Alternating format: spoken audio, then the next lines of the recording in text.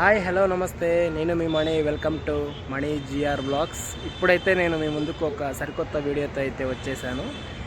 Every year ఫిబ్రవరిలో మన బళ్ళారిలో జరిగే కోట మల్లేశ్వర జాతర వీడియోని అయితే మీ ముందుకు తీసుకొచ్చాను. అలాగే ఆ కోట మల్లేశ్వర టెంపుల్కి వెళదాం, అక్కడ హిస్టరీని కూడా మనం తెలుసుకుందాం. ఇక లేట్ ఎందుకు, పదండి వెళ్దాం. జాతర అని చెప్పాను కదా, ఆ తేరు ఇదే అనమాట. యాక్చువల్గా తేరు లాగేది వచ్చేసి ఈవినింగ్ అనమాట, 4 to 4:30 మధ్యలో స్టార్ట్ అవుతుంది. కానీ ఇప్పుడు నేను మీకు చూపిస్తున్న సీన్ వచ్చేసి ఇది మార్నింగ్ అనమాట. ఈవినింగ్ ఇంకా ఇగ్గే హడావుడిలో ఎవరు అక్కడ టచ్ చేయలేరు, ఎవరు మొక్కలేరు అనమాట దగ్గరికి వెళ్ళి. అందుకే మార్నింగ్ వచ్చేసి అందరూ పూజ చేసుకొని టెంకాయ కొట్టి రథానికి అక్కడి నుంచి వెళ్తారనమాట. అదే సీన్ ఇది. అందరూ టెంకాయలు కొట్టి మొక్కొని వెళ్తున్నారు అక్కడి నుంచి. ఇప్పుడు మీరు చూస్తున్నదే కోట మల్లేశ్వర దేవస్థానం అన్నమాట. ఇక హిస్టరీలోకి వెళ్తే, అప్పట్లో మల్లయ్య అనే ఒక భక్తుడు ఉండేవాడు. తను ఒక వ్రతాన్ని అయితే పాటించేవాడు.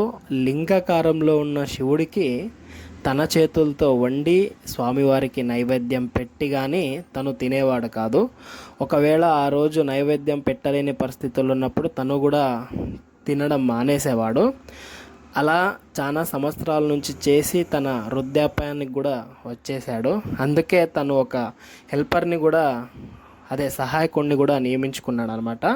ఇలా ఈ వ్యాపారి ఒక ఊరి నుంచి ఇంకొక ఊరికి ధాన్యాలు అమ్ముకుంటూ తిరిగే ఒక వ్యాపారి అన్నమాట. అలా తిరుగుతూ ఒకరోజు మన బళ్ళారికైతే, అదే ఈ స్థలానికైతే వచ్చాడు.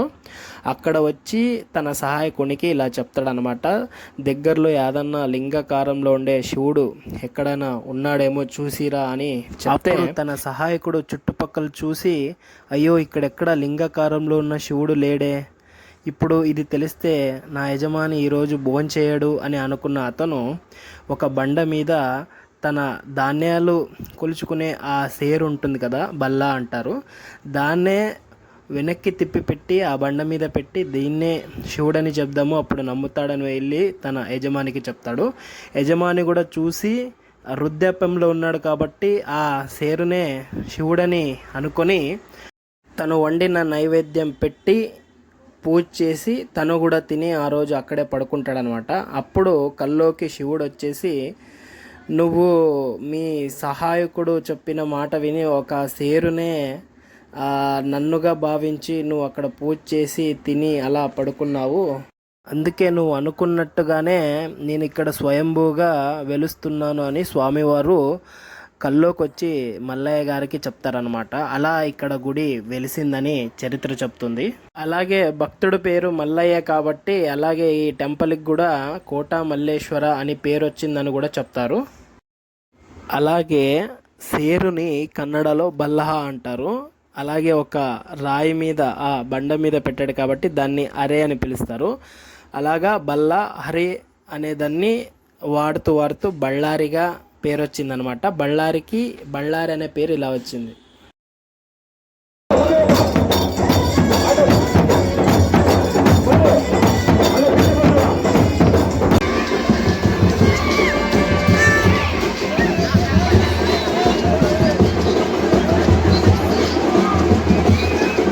వచ్చేలోపు ఆల్రెడీ తేరునైతే లాగేశారు. మేము కాస్త లేట్ అయ్యామన్నమాట. 4 o'clock నుంచి స్టార్ట్ అయిపోద్ది లాగేసేది. మేము కాస్త లేట్ అయ్యాము. మీరు చూడొచ్చు అక్కడ సందడి ఏ రేంజ్లో ఉందో. అదిగో తేరు ఆల్రెడీ వెళ్ళి రిటర్న్ కూడా వస్తుంది, మీరు చూడొచ్చు.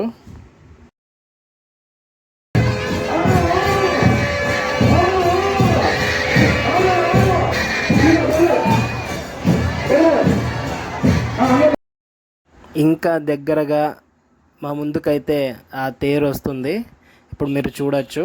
అండ్ జనాలు వచ్చేసి ఆ తేరు మీదకి పండ్లని ఇసురుతున్నారనమాట. ఆ కలశం ఏదైతే ఉందో తేరు పైభాగంలో మన మనసులో ఏదైనా అనుకొని ఆ బాడే పండ్లని కరెక్ట్గా ఆ కలశానికి 3 సార్లు కొట్టినట్లయితే, అదే తగిలేలా కొట్టినట్లయితే వాళ్ళ కోరికలు తీరుతాయని అదొక విశ్వాసం అనమాట. అదే ఆ తేరు మీదకి పండ్లన్నీ ఇసురుతున్నారు. ఇక మీరు జన సందోహం చూడొచ్చు. నేను కింద నుంచే తీశాను. పైన నుంచి తీసినా అది ఇంకా వేరే రేంజ్లో ఉంటుంది. మొత్తం నిండిపోయిందనమాట, రోడ్ అంతా గ్యాప్ లేకుండా. లక్షల్లో వచ్చారు జనాలు. ఇది యాక్చువల్లీ ఫ్రంట్ వ్యూ అనమాట, అలా వెళ్ళి రిటర్న్ వస్తుంది కాబట్టి.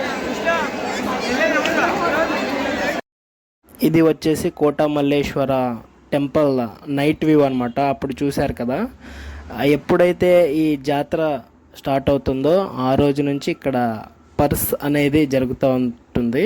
అదే చిన్నపిల్లలకి ఆడే వస్తువులు కానీ అన్నీ ఒక జాతర టైప్ ఉంటుంది కదా, పర్స్ అని పిలుస్తారు. సో అది స్టార్ట్ అవుతుంది అనమాట, శివరాత్రి దాకా కొనసాగుతుంది. ఇక మీరు చూడొచ్చు నైట్ వ్యూ ఎలా ఉందో, గోపురాన్ని కూడా చూడొచ్చు. ఇక్కడ అన్ని సామాన్లు దొరుకుతాయి అన్నమాట, చాలా బాగుంటుంది. మీరు కూడా ఒకసారి తప్పకుండా విజిట్ చేయండి బళ్ళారికి వచ్చినప్పుడు ఈ టెంపుల్ని.